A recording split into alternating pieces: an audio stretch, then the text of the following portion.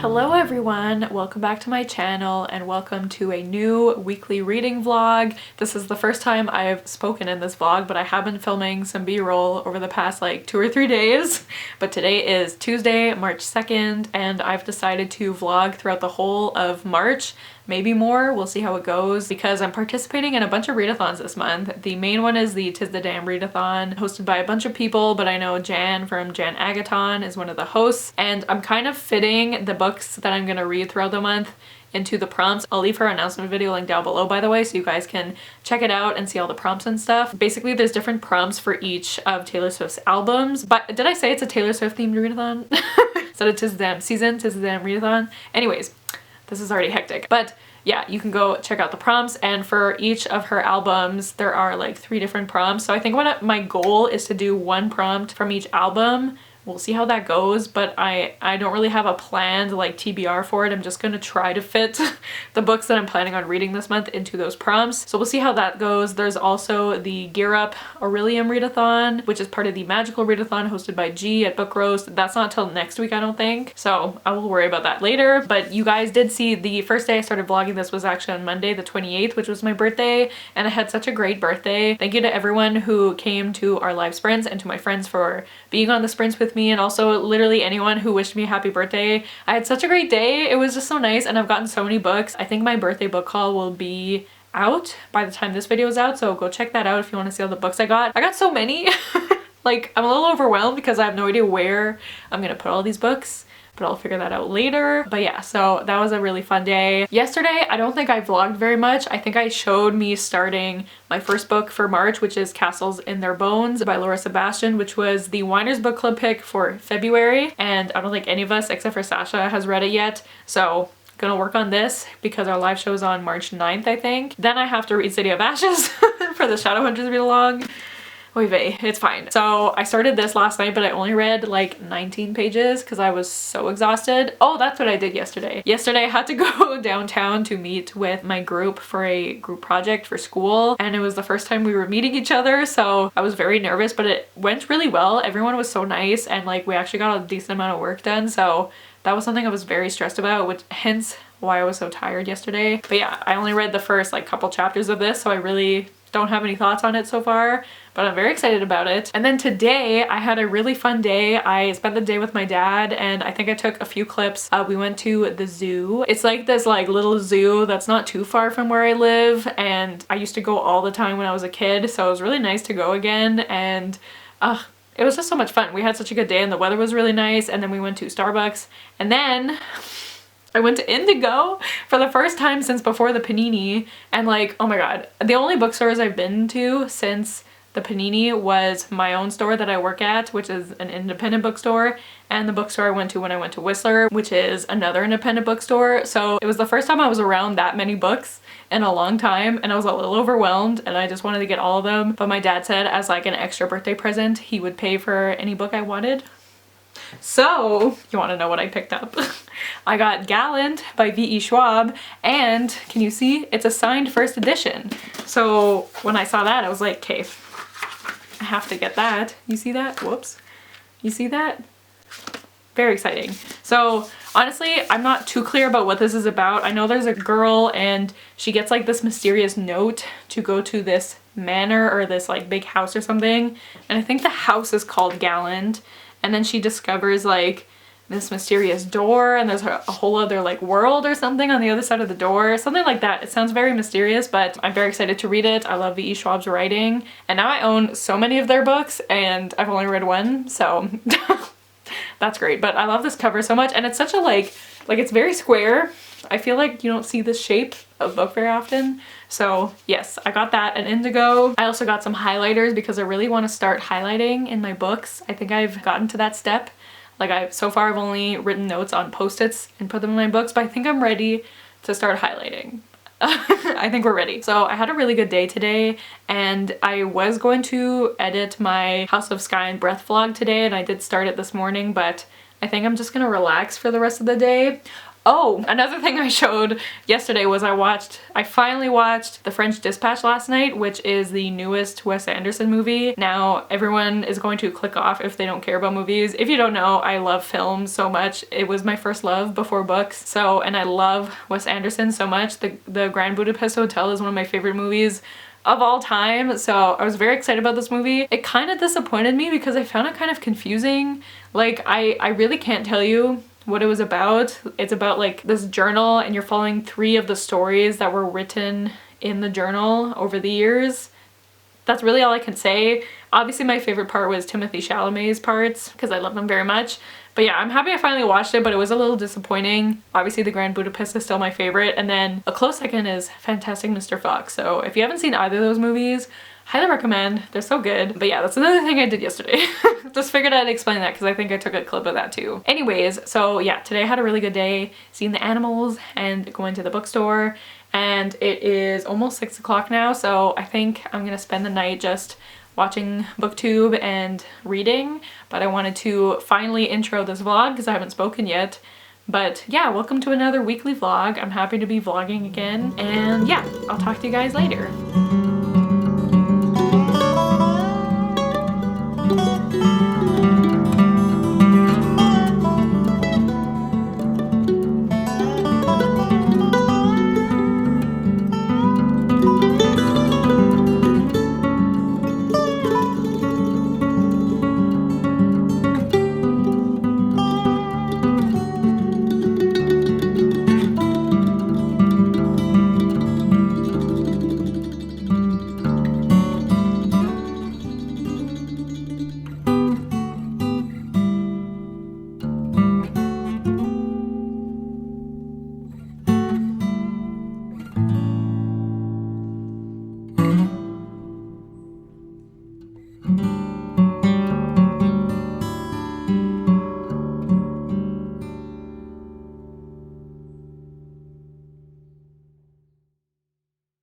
Hello, it is Sunday night, which means it's time for me to wrap up this vlog. I apologize for my lack of updates in this vlog. There was a lot of b-roll, I hope that's okay. I think the last time I updated was Wednesday, so that was a long time ago. But let me update you now. So first of all, I watched West Side Story, like the new one, the one that just came out tonight, and I'm still very emotional. It was so good, but also like, obviously I knew it was gonna be sad because I've seen the original like a bunch of times. I don't think I've ever seen the stage version, but I've seen the original movie a bunch of times, and obviously it's very sad. But like, I just found this version even more sad. Oh my god, I was crying so much. So I feel like I'm just still fragile. So I'm sorry if you can notice that, but let me update you on my reading. So one thing I forgot to mention when I was updating the other day is that I had started listening to the audiobook for We Were Liars by E. Lockhart. Now, this is not a book that I mean, I wanted to read it one day, mainly because I've heard so many people talk about the ending of this book and like the plot twist that happens and how shocking the ending of this book is. And so I always wanted to read it one day just to know like what the heck happens in the book. And I know I could just look up spoilers, but like, I don't know, I wanted to read it and experience the plot twist of the ending for myself. And then I saw that the audiobook was only 6 hours, so I decided to listen to it. So I wanted to film my reaction to the ending in case it was something crazy. And I mean, it was crazy. Did I like it? No. I hated this book. Like, I was not enjoying it the whole way through.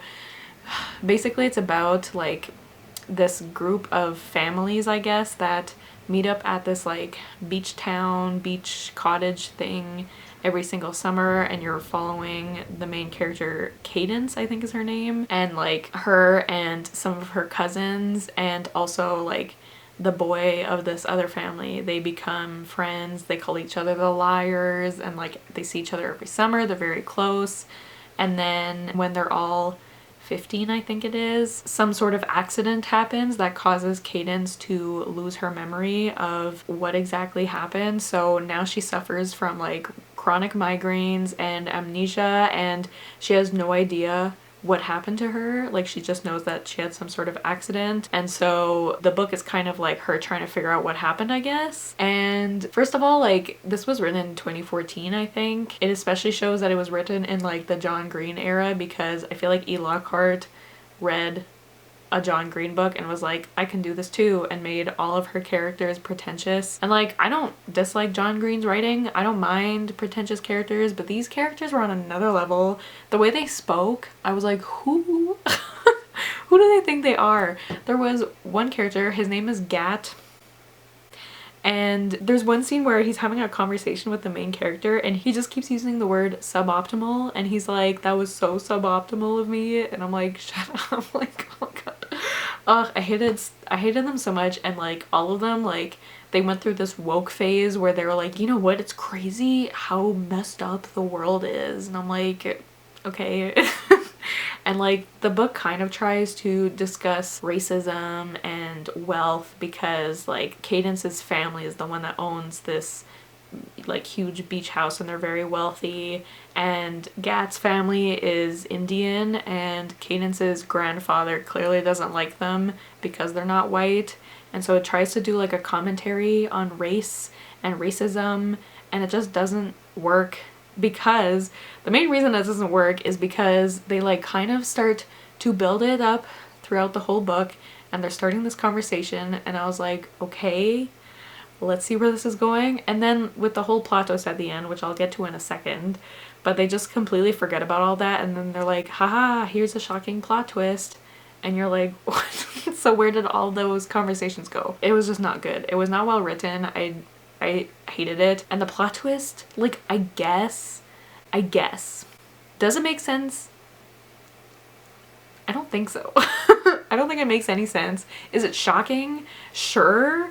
Like, did I guess it? Not really, but I also, like, when I was trying to think of what could possibly happen, I thought of like something like that happening. I don't want to spoil anything, but I don't recommend this book, but then it happened and I was like, okay, I don't care. Anyways, so I just did not enjoy myself. I don't regret reading it because I knew I would read it one day, so I'm glad that it's done now. And I've read it and it's fine. I don't have to think about it ever again, but I gave it 1 star. I just really didn't like it. I don't think it's a good book, and yeah, so moving on. In terms of the Tis the Damn Readathon, I looked at the prompts and there are a few prompts that We Were Liars could count for. Like, I can't remember which albums these prompts are for. I'll have to look at that again, but there's one prompt that's like, read a YA book. There's one that's like, read a mystery, and I would call this a mystery in some way. I think what I'll do is I'll wait till like the end of the month and then decide what to count it for, to see like what prompts I have left, since it could count for a few. So yeah. Then I think I also mentioned I was reading Castles in Their Bones by Laura Sebastian. This is for the Winers Book Club, and I literally just decided to DNF this book.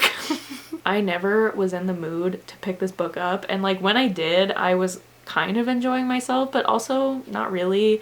I find this book very boring. I don't think I've explained what this book is about yet, so let me try. Basically, you're following these 3 sisters, and they're all princesses, I think, and their whole lives their mom has been raising them to marry. Like, they were basically betrothed each to a different prince when they were like a baby, and their mother has raised them to like get them ready not only for their marriages, but to basically overthrow the kingdoms that they were marrying into so that their birth kingdom could rule.